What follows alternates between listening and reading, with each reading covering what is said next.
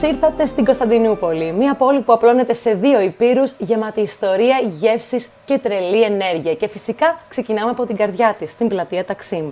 Εδώ χτυπάει ο παλμός της πόλης. Κόσμος παντού, μουσική στον δρόμο, γεύσεις, μυρωδιές, τα πιο ωραία σουτζουκάκια και η Ιστικλάλ που σε περιμένει να την περπατήσεις μέχρι τέλους. Είναι φρέντο σπρέσο. Είναι κάτι σαν cold brew και φρέντο σπρέσο, αλλά είναι φρέντο σπρέσο, κυρίες και κύριοι.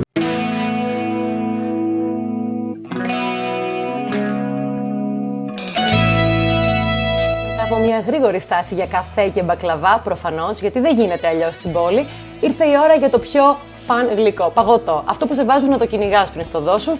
Και μόλις το καταφέραμε, συνεχίζουμε την περιπέτειά μας στο Madame Tissot, γιατί λίγο celebrity spotting δεν έβλαψε ποτέ κανέναν.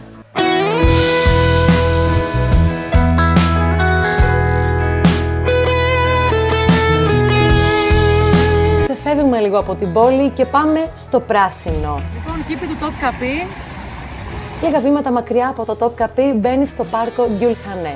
Ήταν κάποτε η κήπη του παλατιού και σήμερα είναι το πιο ωραίο μέρος για να ξεφύγεις από την κίνηση της πόλης. Για τους ντόπιους είναι ωραία για βόλτα, πικνίκ και τσάι.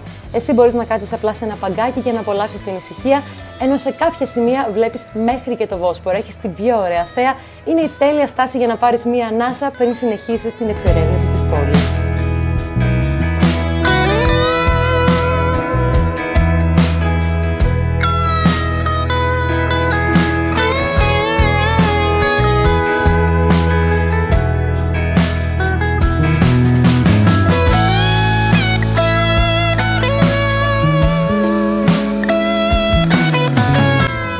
Καλύτερο από καφέ στο χέρι και απογευματινή βόλτα στην πλατεία Σουλτάν Αχμέτ. Είναι η καρδιά της ιστορικής Κωνσταντινούπολης. Στην αρχαιότητα ήταν ο υπόδρομος, το κέντρο ψυχαγωγίας και πολιτικής ζωής της Βυζαντινής Αυτοκρατορίας. Εδώ γίνονταν οι αρματοδρομίες που τρέλαιναν τους θεατές. Σήμερα μπορείς ακόμη να δεις κομμάτια από εκείνη την εποχή, τον Αιγυπτιακό Βελίσκο, τη στήλη των Όφεων και τη στήλη του Κωνσταντίνου Πορφυρογέννητου. Είναι βασικά ένα υπαίθριο μουσείο που σε ταξιδεύει πίσω στο Βυζάντιο, πίσω στην Οθωμανική εποχή και βρίσκεται ανάμεσα σε δύο από τα πιο εμβληματικά μνημεία της πόλης, την Αγία Σοφία και τον Μπλε Τζαμί. Γεμιστή πατάτα, κυρίες και κύριοι. Εδώ πέρα βάζεις ό,τι θες μέσα στην πατάτα.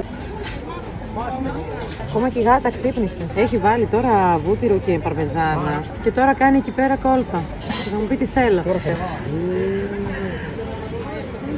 Κορν. Να δούμε τι έχω βάλει. Ουσιαστικά εκτός από το βούτυρο και το αλάτι και την παρμεζάνα που μου βάλει αυτός, έχω βάλει καλαμπόκι, σος παντζάρι, τζατζίκι και λάχανο σαλάτα. Λοιπόν, γιατί αυτό μου το πρότειναν. Ουσιαστικά έχει γίνει πουρές μέσα. Τόσο ωραίο. Τόσο ωραίο.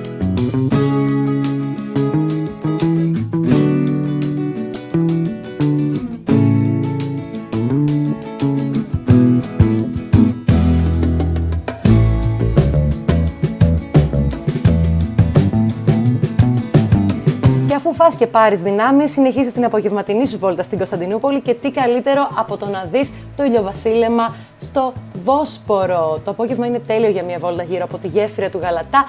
Έχει ωραία θέα, πολύ κόσμο, πολλή κίνηση, street food και μυρίζει ψάρι. Και κάπου εκεί λες, ήρθε η ώρα να πάρω ένα καραβάκι και να πάω να δω και την απέναντι πλευρά, την ασιάτικη πλευρά της Κωνσταντινούπολης. Η κρουαζιέρα στο Βόσπορο είναι must. Άμα σκοπεύεις να έρθεις, χαλαρώνεις, βλέπεις τα παλάτια, τα σπίτια, τις γέφυρες από κοντά και παίρνεις μια γεύση από την πιο μαγική και ρομαντική πλευρά της πόλης.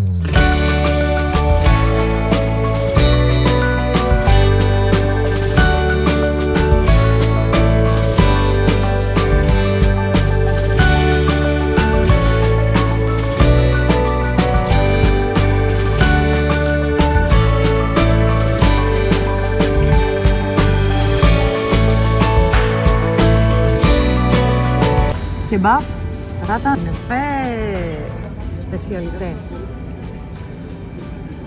Έχω να φάω χρόνια. Νεφέ. Δεν υπάρχει. Το κιουνεφέ εδώ, το οποίο δεν μπόρεσα να φάω ολόκληρο, είναι απίστευτα ισορροπημένο.